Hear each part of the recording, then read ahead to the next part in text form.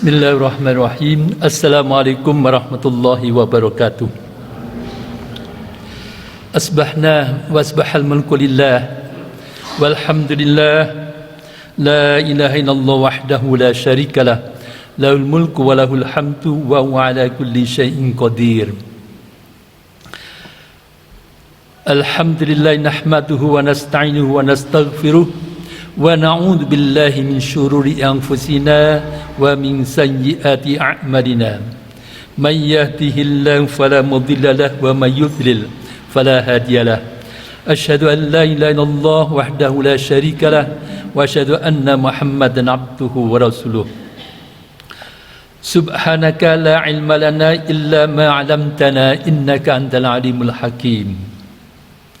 Allahumma inna nas'aluka ilman nafi'an wa rizqan thayyiban wa amalan mutaqabbala. Para hadirin, Bapak Ibu sekalian, alhamdulillah kita bersyukur kepada Allah atas izin Allah semata di subuh pagi ini kita bisa hadir ke masjid ini untuk menunaikan kewajiban kita. Kita telah laksanakan salat subuh berjamaah.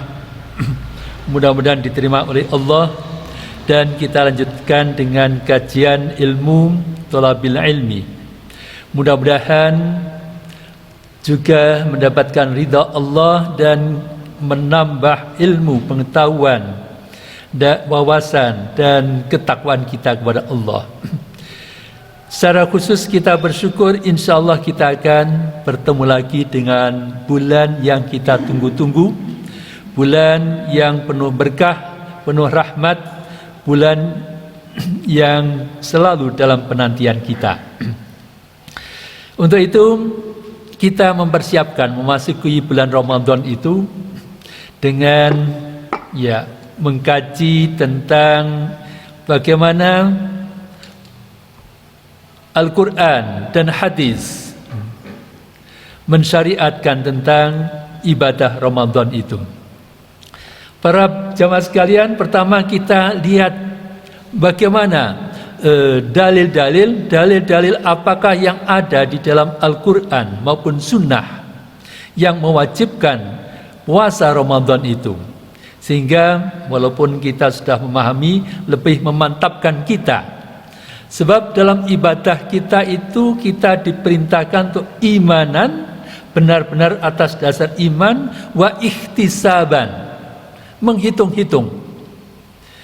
Jadi mempertimbangkan kebaikan-kebaikan apa yang akan kita peroleh dan keburukan-keburukan atau dosa-dosa apa yang akan kita terima apabila kita mengabaikan.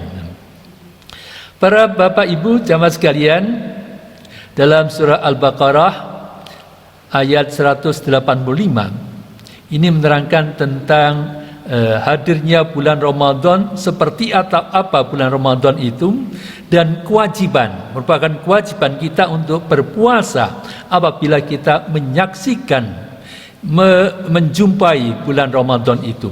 A'udzu billahi minasyaitonir rajim.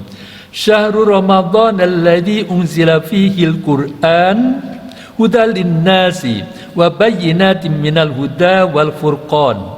Faman syahida minkum syahra falyasumhu. Bulan Ramadan adalah bulan yang diturunkan Al-Quran.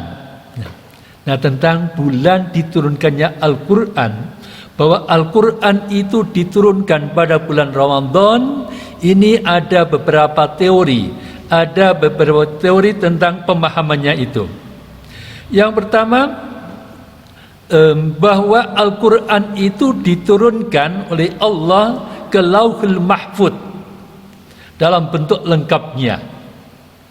Kemudian yang kedua, bahwa Al-Quran itu juga diturunkan dalam jumlahnya yang lengkap, itu ke Baitul Izzah fis sama'id dunya, di langit dunia.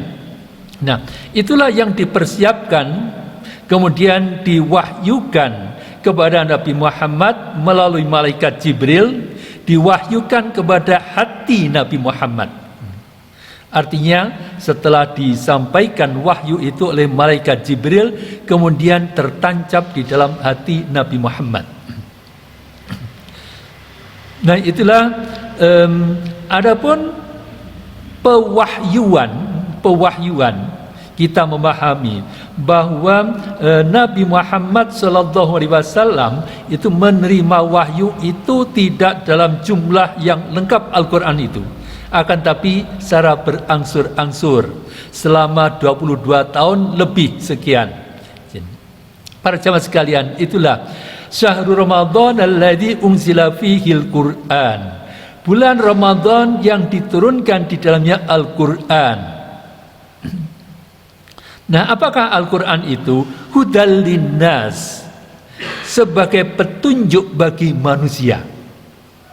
Para jamaah sekalian, manusia itu mendapatkan amanah dari Allah untuk hidup di dunia ini, untuk mendapatkan ujian.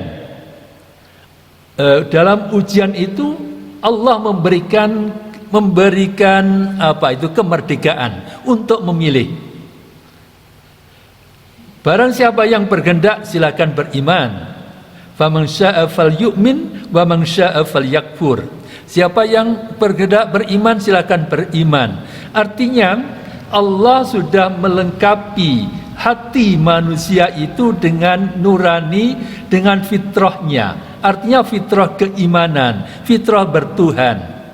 Akan tapi dalam kehidupannya juga ada hawa nafsu. Fa'alhamaha fujuraha wa taqwaha. Allah menyempurnakan jiwa manusia itu, akan tapi juga fa'alhamaha fujuraha wa taqwaha, diilhamkan kedurhakaannya. Jadi dalam diri manusia itu hanya ada hawa nafsu, di samping ada godaan setan yang akan menyimpangkan, menyesatkan dari petunjuk yang lurus itu. Oleh karena itu di samping fitrahnya sebagai petunjuk yang nyata, sebagai pilihan bagi manusia itu diberikan Al-Quran, hudal linnas wa bayyinatin minal huda, dan juga di dalam Al-Quran itu ada penjelas-penjelas. Satu ayat memberikan penjelas terhadap yang lain, bayyinat sebagai penjelas dari petunjuk itu, wal furqan, dan merupakan pemisah, merupakan pembeda. Jadi kalau kita memahami Al-Quran itu, mengkaji Al-Quran, kita akan mendapatkan mana keimanan yang lurus, mana yang menyimpang, mana jalan ketakwaan, mana jalan kedurhakaan.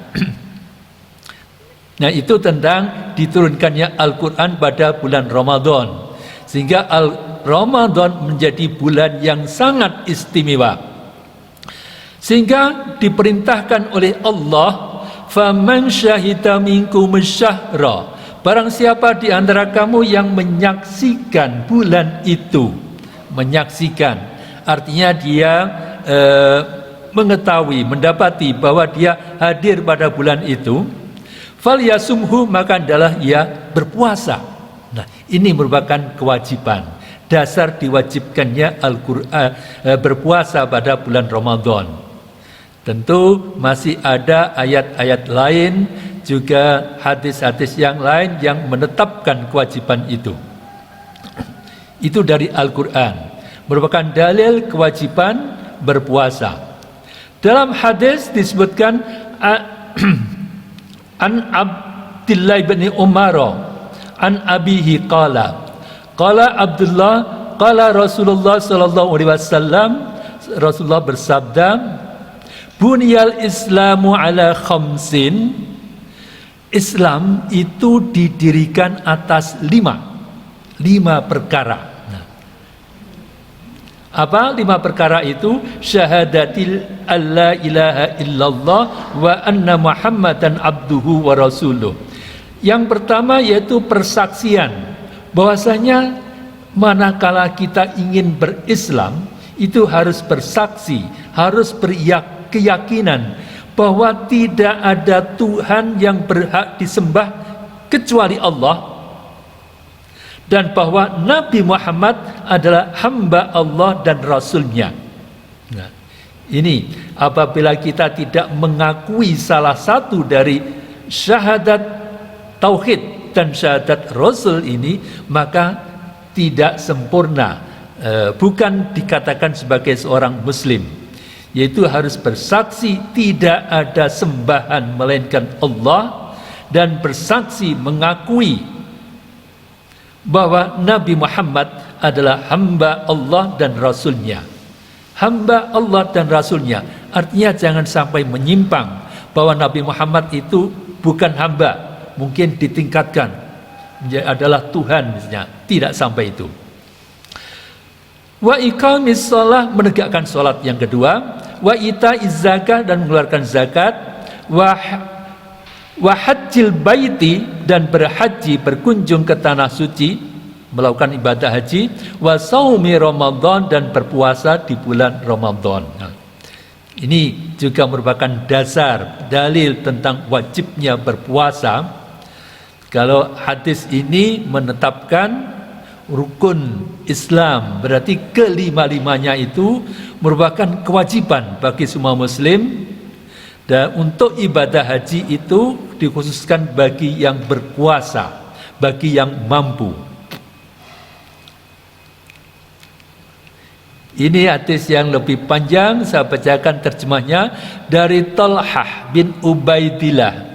Ada seorang Arab Badui datang kepada Rasulullah SAW dalam keadaan kepalanya penuh dengan debu, lalu ia berkata, yang menunjukkan dia datang dari jauh, dari pedesaan, wahai Rasulullah, kabarkanlah kepadaku apa yang telah Allah wajibkan buatku tentang sholat.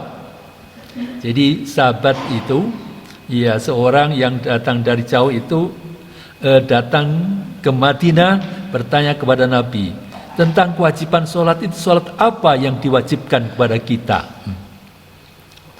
Maka beliau sallallahu alaihi wasallam menjawab, sholat 5 kali kecuali bila kamu menambah dengan tatawu atau sholat sunat. Nah, ini Nabi menegaskan bahwa di antara sholat itu yang diwajibkan ada yang 5 waktu itu, yang 5 kali. 5 kali itu merupakan kewajiban, yang lain bukanlah suatu kewajiban. Apabila kamu bisa menambahnya dengan ibadah-ibadah atau sholat sunnah. Kemudian orang itu bertanya lagi, lalu kabarkan kepadaku yang telah Allah wajibkan tentang saum atau puasa. Maka beliau sallallahu alaihi wasallam menjawab, saum di bulan Ramadan, kecuali bila kamu menambah dengan yang tatawu atau sunat. Dan itu bahwa kewajiban berpuasa itu hanya pada bulan Ramadan saja. Hanya bulan Ramadan saja, kecuali apabila kita menambahkannya dengan puasa-puasa sunnah, seperti puasa 6 hari di bulan Syawal, 3 hari setiap bulan, itu diantaranya puasa-puasa sunnah. Mungkin masih ada yang menambah dengan puasa sunnah yang lain, seperti puasa hari Senin dan Kamis, mungkin masih menambah lagi puasa Daud. Tapi yang merupakan kewajiban adalah puasa bulan Ramadan itu. Orang itu bertanya lagi, lalu kabarkan kepadaku apa yang telah Allah wajibkan tentang zakat. Berkata Talha bin Ubaidillah radhiyallahu anhu, itu sampai di sini aja yang bagian inti, bahwasannya Nabi menegaskan tentang kewajiban-kewajiban itu.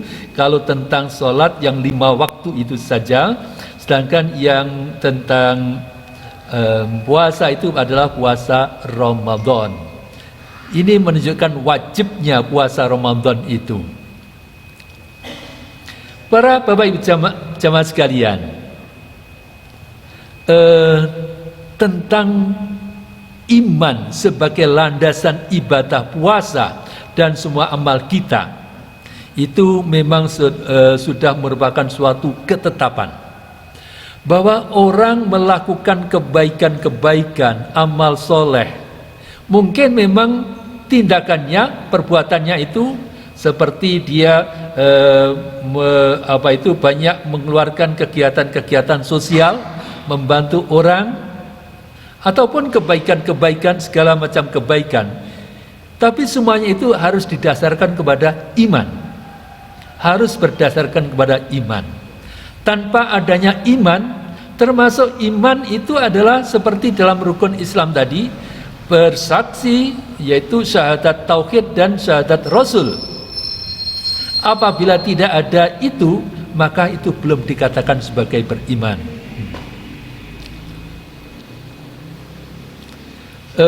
Tentang umat-umat sebagai pengikut Nabi, mungkin kita akan bertanya, bagaimana orang yang menganut suatu agama tidak mengikuti, tidak meyakini tentang kenabian Nabi Muhammad? Mungkin ada yang mempertanyakan, kan dia juga orang yang beriman kepada Allah, kepada Tuhan yang Maha Esa. Beriman kepada Allah itu harus digandengkan, dikaitkan dengan keimanan kepada Rasul. Dan keimanan kepada Rasul itu adalah secara utuh. Secara utuh. Jadi setiap umat, setiap generasi umat itu wajib beriman kepada nabi-nabi yang diutus dan sampai dengan nabi yang diutus pada masanya. Kalau masih pada masa Nabi Musa alaihissalam misalnya, maka dia wajib beriman kepada Nabi Musa. Tentunya tidak dituntut beriman kepada Nabi Muhammad, sebab memang belum datang.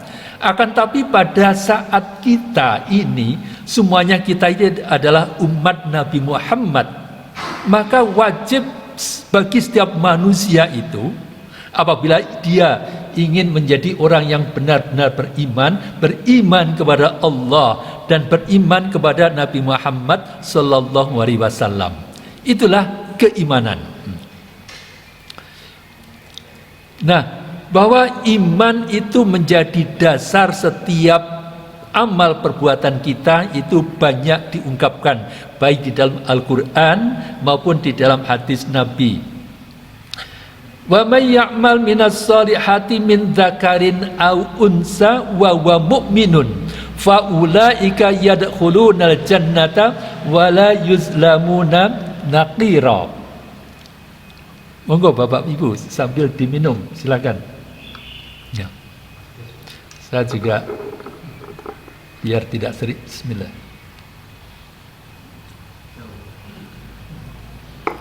Nah, barang siapa wa may ya'mal minas shalihat, barang siapa yang beramal dari amal-amal soleh, ya, membantu orang,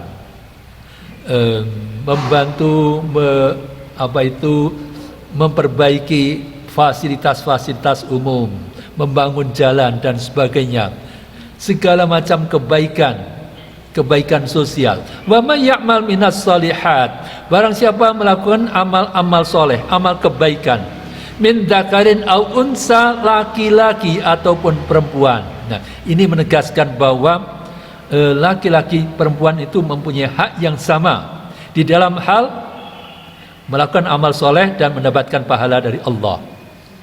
Wa huwa mu'minun, sedangkan dia orang yang beriman, ini syaratnya, fa ulaika yadkhulunal jannah, maka mereka itu akan masuk surga.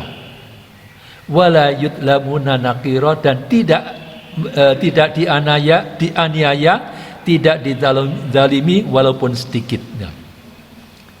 Ini menunjukkan bahwa iman itu harus ada.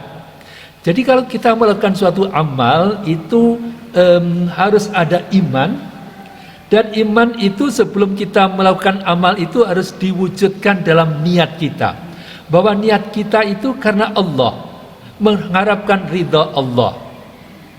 Ya tentu saja kalau kita melakukan perbuatan-perbuatan itu punya tujuan-tujuan tertentu, misalnya bersekolah, menempuh suatu pendidikan atau belajar, bertujuan untuk mendapatkan ilmu.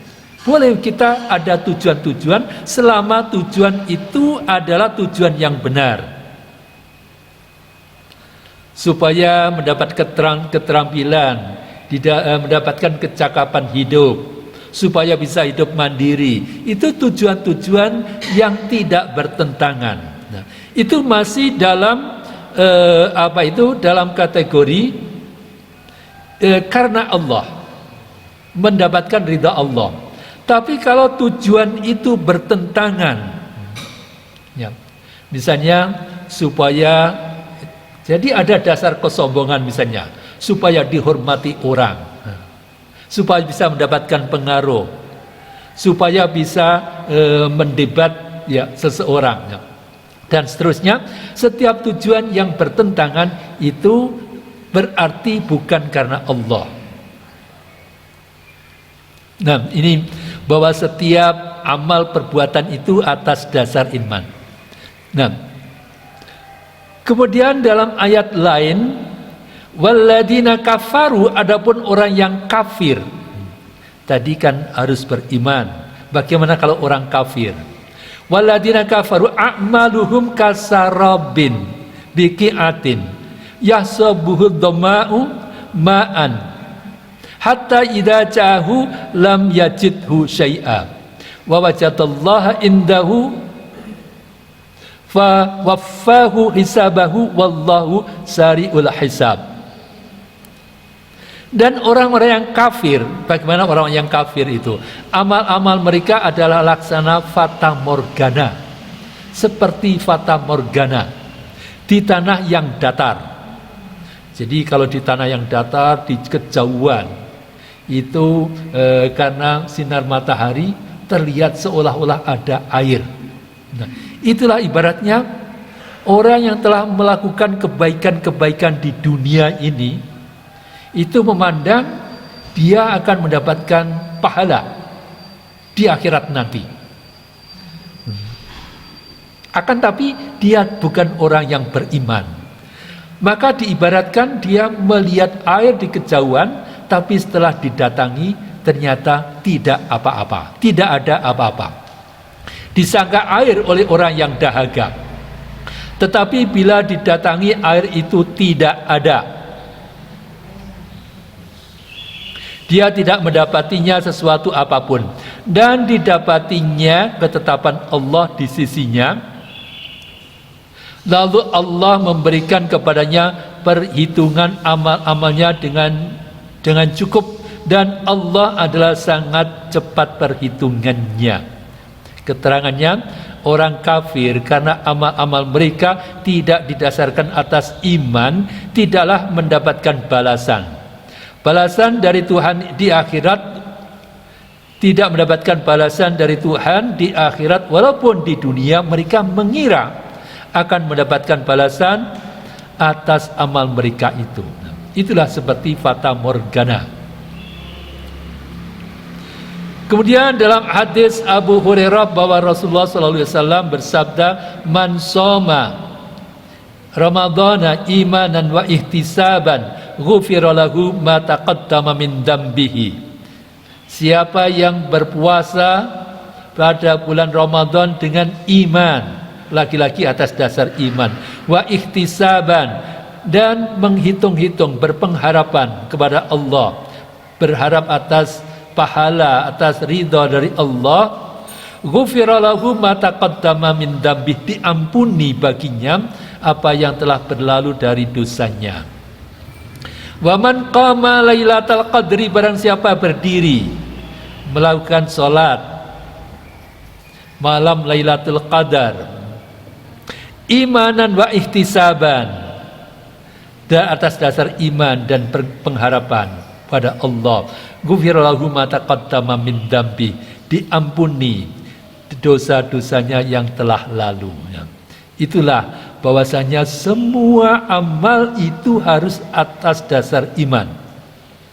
Dan kalau kita beramal itu tidak perlu meragukan, walaupun amal kita hanya sedikit, walaupun sedikit pun, itu kalau kita niatkan atas dasar iman dan pengharapan kepada ridha Allah, itu dicatat oleh malaikat. Dan sebaliknya, kalau kita melakukan sesuatu keburukan walaupun kecil, itu juga dalam catatan malaikatnya. Nah, para jamaah sekalian, kemudian tentang ketakwaan itu menjadi buah puasa. Artinya kalau kita melakukan ibadah puasa, itu akan berdampak pada perilaku kita, pada akhlak kita, kepribadian kita menjadi orang yang semakin bertakwa. Demikian pula setiap ibadah-ibadah yang ditetapkan oleh Allah itu hakikatnya adalah untuk menambahkan ketakwaan. Karena ibadah-ibadah itu adalah kebaikan-kebaikan, baik yang bersifat ibadah khusus kepada Allah. Kalau kita berzikir, kita melakukan sholat, itu kalau kita benar-benar bisa menghayati, itu mendidik jiwa kita. Jadi membersihkan jiwa kita, lebih dekat kepada Allah, lebih dekat dengan kebaikan-kebaikan, dan lebih jauh dari keburukan-keburukan, dari kejahatan. Nah, demikian pula yang bersifat perbuatan-perbuatan nyata itu akan mengarahkan kepada perbuatan kebaikan. Nah, ini ya ayyuhalladzina amanu kutiba alaikumusiyam kama kutiba alal ladzina min qablikum la'allakum tattaqun. Nah, ini titik tekannya pada bagian akhir dari ayat ini, la'allakum tattaqun, supaya kamu semakin bertakwa. Jadi ibadah puasa itu mendidik kita sekalian, mengarahkan kita sekalian untuk menjadi pribadi yang semakin bertakwa. Para jamaah sekalian, ada amalan yang meningkatkan kualitas puasa kita. Jadi kita perlu meraih segala amalan-amalan, perbuatan-perbuatan yang bisa memperbaiki, meningkatkan kualitas puasa kita. Di antaranya sebagai berikut. Dari Anas radhiyallahu anhu, ia berkata, Rasulullah sallallahu alaihi wasallam bersabda, ini sabda Nabi, tasahharu fa inna fis sahuri barakah.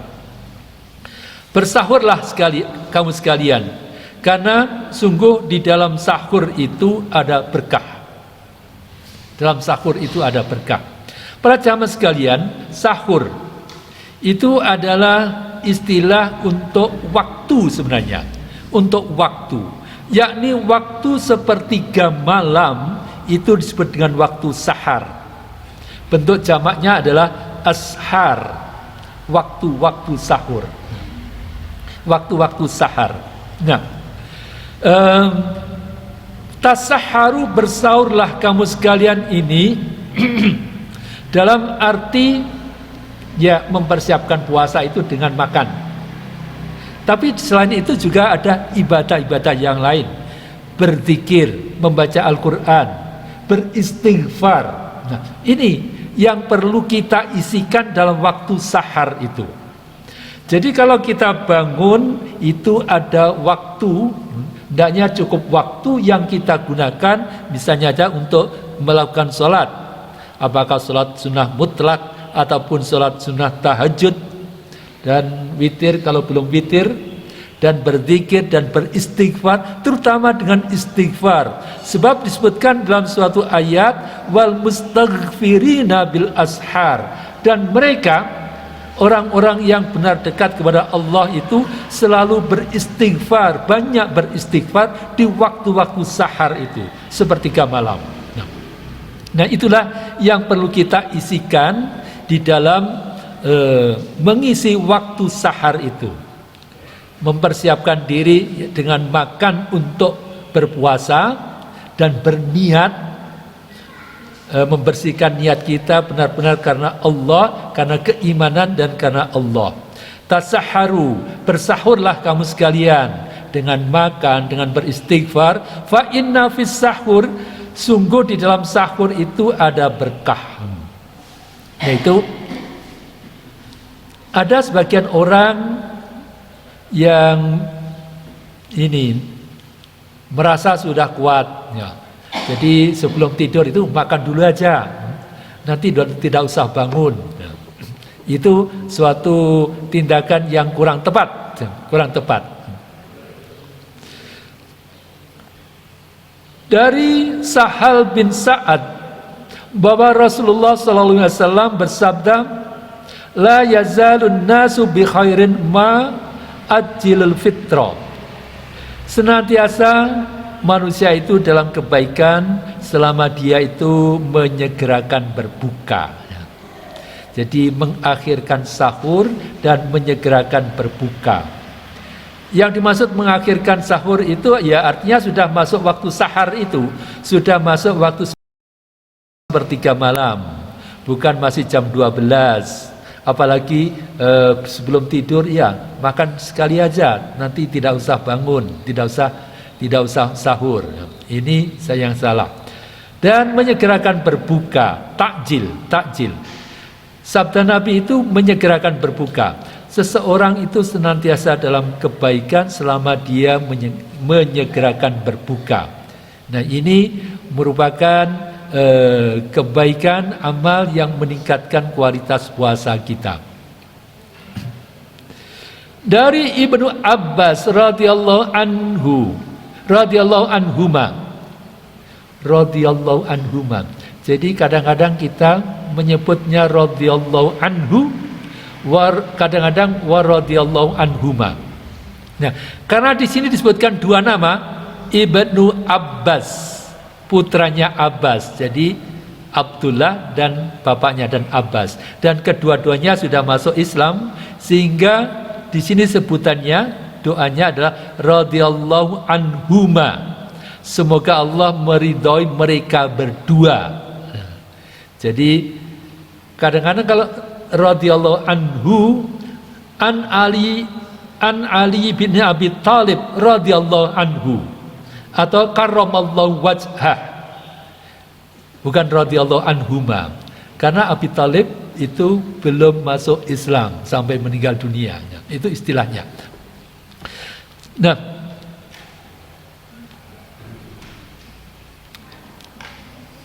Kana Nabiyyu sallallahu alaihi wasallam ajwadun nas. Adalah Nabi sallallahu alaihi wasallam itu adalah yang paling dermawan. Ajwad, paling dermawan di antara manusia. Sedermawan-dermawannya manusia itu adalah Nabi. Wa ajwadu ma yakunu fi Ramadan, dan lebih dermawan, lebih nampak kedermawanannya sewaktu pada bulan Ramadan, hina yalqahu Jibril, waktu ditemui oleh Jibril, waktu Jibril mendatanginya. Jadi setiap bulan Ramadan itu Jibril datang kepada Nabi. Wa kana Jibril alaihi salam, yalqahu fi kulli lailatin, menjumpai dia Nabi sallallahu alaihi wasallam setiap malam min Ramadan, dari bulan Ramadan. Jadi setiap malam itu malaikat Jibril datang kepada Nabi. Fayudarisuhul Quran, mengajarkan Al-Quran. Artinya Nabi Muhammad itu membaca kembali, kemudian disimak oleh malaikat Jibril. Wa yudarisuhul Quran, mengajarkan Al-Quran. Fala Rasulullah sallallahu alaihi wasallam ajwadu bil khairi min rihil mursalah.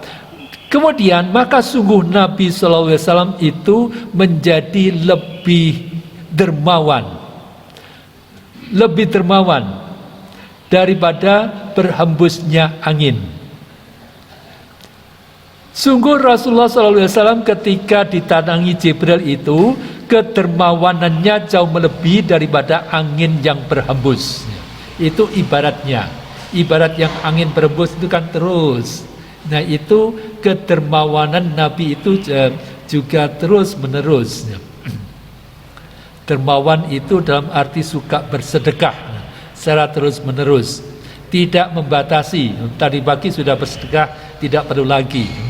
Tapi kapanpun ada yang memungkinkan untuk mengeluarkan sedekah, dia bersedekah lagi. Nah, itulah di antara amal-amal kebaikan. Tadi misalnya aja mengakhirkan sahur. Apa itu? Menyempatkan untuk bersahur, yang bukan hanya makan tapi beristighfar dan sebagainya, dan menyegerakan berbuka, bersifat dermawan, suka berinfak, dan membaca Al-Quran. Mengisi waktu-waktunya baik siang ataupun malam dengan membaca Al-Quran. Para Bapak Ibu sekalian, namun dibaliknya itu tadi sekedar contoh ya, sekedar sebagian saja. Seperti sahur, takjil, dermawan, membaca Al-Quran, itu sekedar contoh-contoh dari amalan sunnah. Amalan sunnah dalam arti itu bukan rukun dari puasa, bukan rukun dari puasa, akan tapi meningkatkan kualitas puasa.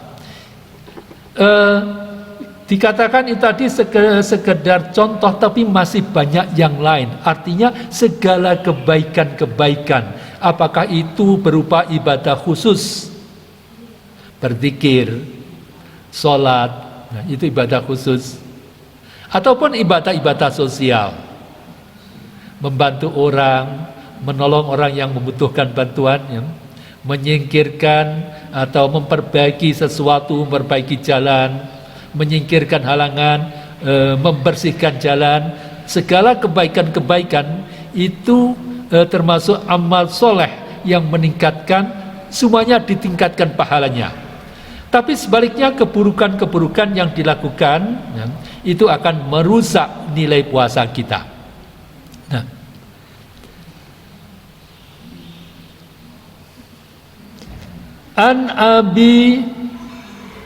An Abi Zanad an Anasin anna Rasulullah sallallahu alaihi wasallam qala al hasadu yakulul hasanat. Sabda Nabi, al hasadu yakulul hasanat kama takulun narul hataba, seperti api memakan kayu bakar. Ini apa maksudnya? Al hasad. Hasad itu apa?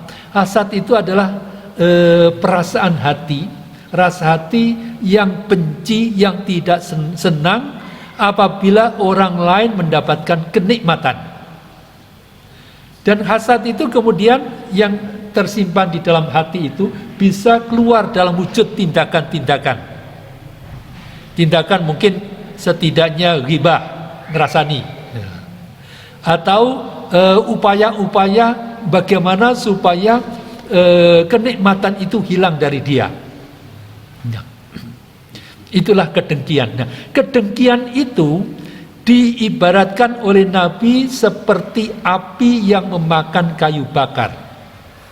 Jadi walaupun kita sudah melakukan amal-amal soleh, tapi masih ada hati kebencian atas nikmat yang diturunkan kepada saudara kita, maka itu, kebencian itu, hasad itu akan menghilangkan nilai-nilai kebaikan yang sudah kita lakukan.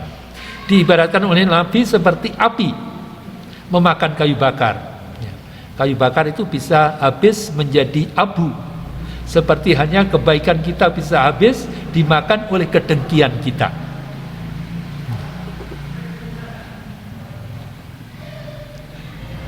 Was-sadaqatu tudfi'ul hasanati kama yudfi'ul ma'un naro. Nah, ini sebaliknya. Sedekah. Sedekah itu akan memadamkan api.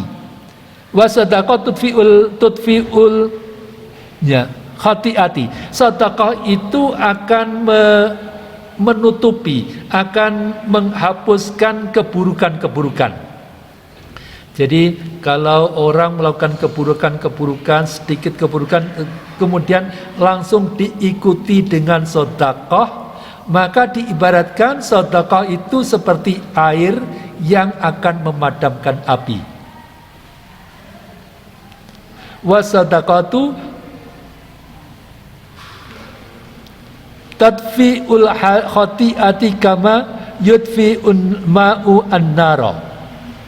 Wassalatu nurun lil mu'min, nurul mu'min, dan salat itu cahaya bagi orang beriman. Wasiyamu junnatun minan nar, dan puasa itu perisai dari api neraka.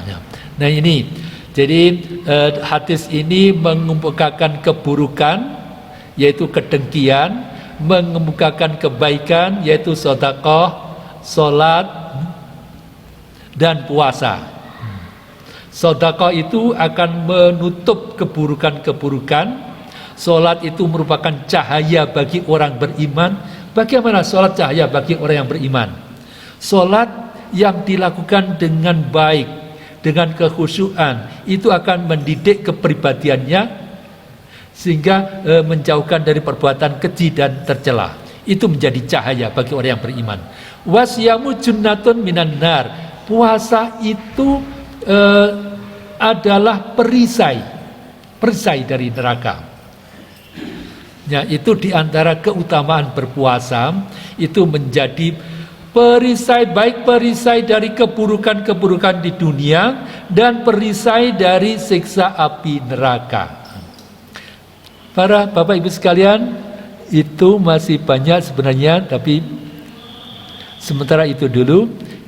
Mudah-mudahan masih ada kesempatan lain. Mungkin bisa saya tambah satu lagi, saya bacakan terjemahnya aja, tentang hadis ini yang merupakan perusak nilai puasa.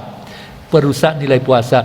Dari Abu Hurairah radhiyallahu anhu bahwa Rasulullah SAW bersabda, saum itu benteng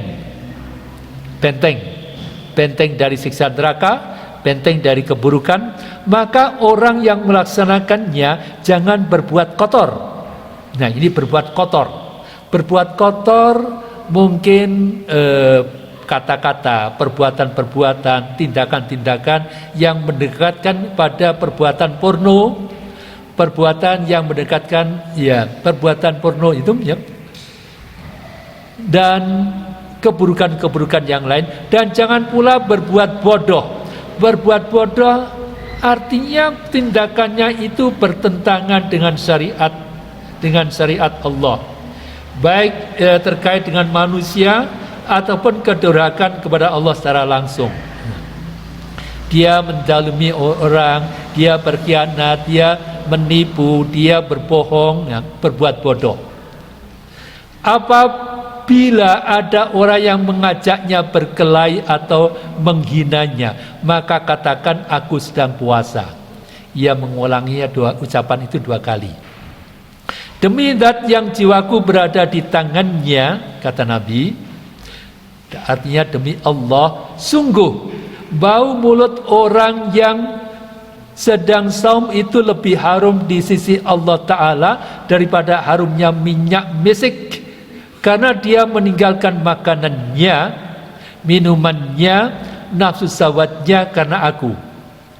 Artinya di akhirat nanti, di hari kiamat nanti, bau mulut orang yang berpuasa itu, walaupun mungkin di dunia ini kadang-kadang agak kurang sedap, kalau ada kesalahan-kesalahan pada mulutnya, pada giginya misalnya, tetapi nanti pada hari akhirat itu menjadi orang yang berpuasa itu lebih harum dari misik. Saum itu untukku. Nah, ini menunjukkan keistimewaan puasa. Ibadah-ibadah lain tidak dikatakan, misalnya aja sholat itu untukku, tapi puasa itu adalah untukku. Dan aku sendiri yang akan membalasnya. Dan setiap satu kebaikan akan dibalas dengan 10 kebaikan yang serupa. Artinya dilipat gandakan bagi orang yang berpuasa itu segala nilai-nilai, segala pahala amal kebaikannya, baik amal soleh sosial ataupun ibadah-ibadah khususnya. Itulah para bapak, ibu, jamaah sekalian sedikit. Okay.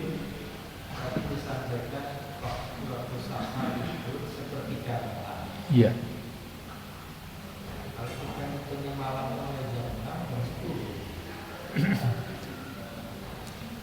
Ya, kita kita bagi aja malam itu, misalnya kita menganggap malam itu dari jam berapa dan jam berapa. Kalau misalnya dari Isya sampai subuh, Isya dari subuh itu misalnya dari Isya itu dikatakan jam 7, subuh jam 4, itu berapa itu? 7. Nah, tidak ada ketetapan yang jelas yang pasti tentang sepertiga malam. Ya, gampangnya apakah 2:30 sampai dengan datangnya waktu fajar, itu kita anggapnya sebagai waktu sahar. Ya, sepertiga ya, tapi tidak harus persis, ya, tidak harus persis. Kalau misalnya kita anggap dari Isya sampai subuh itu berapa jam? Jam 7 sampai jam 4. Jam 7 sampai jam 4, 10, 7 jam. 7 jam. 7 jam ya anggaplah 2,5 jamnya. 2,5 jam itu berarti ya sekitar jam 2 ya. Jam 2 sampai jam 4. Jam 2 sampai jam 4, katakan kalau itu 2 jam atau 1,5 itu sudah masuk sepertiga malam. Ya. Akan tapi ya sesuai dengan kondisinya masing-masing. Setidak-tidaknya sebelum datangnya waktu fajar itu kita sudah bangun, sudah mengisi dengan, kalau orang berpuasa, dengan makan sahur, dengan beristighfar, terutama yang disebutkan dalam Al-Quran itu adalah wal mustaghfirina bil ashar. Jadi setelah bertahajud misalnya dia banyak beristighfar, mengisinya dengan beristighfar. Di antara zikir-zikir yang diutamakan itu adalah istighfarnya. Ya, saya kira itu kita tutup dengan doa kafaratul majlis.